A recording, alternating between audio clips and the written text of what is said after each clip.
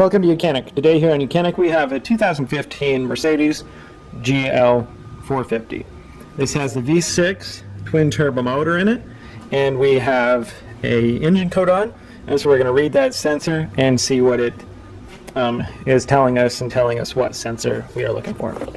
So here we have our code reader, the YOUCAN2. You're going to hit the Mercedes, then we're going to do Smart VIN. And that communicates, it gives us our VIN number. You could look to match it with the VIN number that's printed on the car. Then we hit yes. Then we're going to hit the control modules, which is number 2, instead of the quick scan, because this way we can just pick just the engine, because that's all we want to look at right now. And then the motor electronics, and then read the codes, and we come back with a stored code of a P024300, and it's telling us that the output for the low pressure turbocharger has a fault. So it's an electrical fault, so that now maybe you unhooked it and you were doing some other work and reconnected it up, and so if it's just an electrical fault, that would be just as simple. Yeah, electrical fault also, you might be checking the cables to make sure that there's no frays, maybe the critters haven't chewed them up. And this is the sensor that we are looking for, is this one right here. It's actually under this intake tube. It comes from the front of the vehicle and goes to your airbox, so you would just be able to pop that up and move that to the side, as well as the plastic cover that was here. Now, we would want to remove this connector and remove these two rubber hoses, rubber hose connections, to be able to remove this with 2 screws. This smaller top one feeds to a Y that then splits and goes to both the turbos, and then the bottom one, or the bigger, larger size pipe, goes into the intake, where it gets a vacuum pressure, and if that vacuum pressure isn't reading correctly the direction it's supposed to, that's when it'll also kick off this sensor. So we just pop the little clip there, and then be able to pull that clip off and unhook it. And now we can remove the top screw.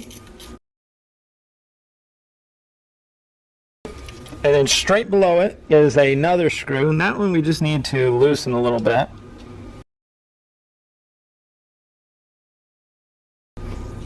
And once it's loose, then we can just pull the sensor up. And then we want to pop these rubber connections off.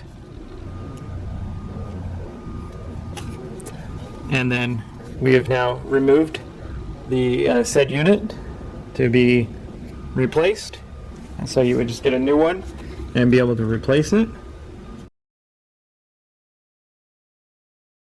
And so you can make the connections now, or you can make the connections while it's down in place, either way. But you just press those connectors on there, set it on the bottom screw.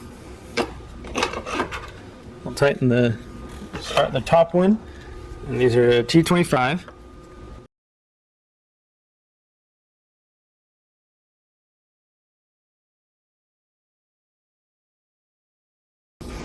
Those are snug and tight. We'll put our electric connector back on, connect it all down. If that's all you're working on, you'll just go ahead and put this connector, which is your air intake tube, on, snap that all into place, and put your little plastic cover on here. And then when you're done, we can go back into our OBD-II code reader and be able to clear out the codes. We're going to erase that code. It says, do you really want to do this? We say yes, the code is cleared. And it does another quick scan, and it's saying that everything has been fixed for the moment. Now, you may start the car, run the car down the road, drive it for a week or so, and the code may come back if it does, and there's something else you're going to need to look into.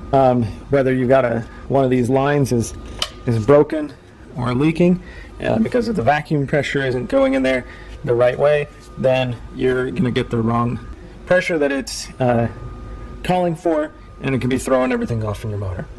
So there's other things you may have to look at if replacing the sensor isn't the only thing that needs to be done. Thanks for watching YOUCANIC, where you can be the mechanic.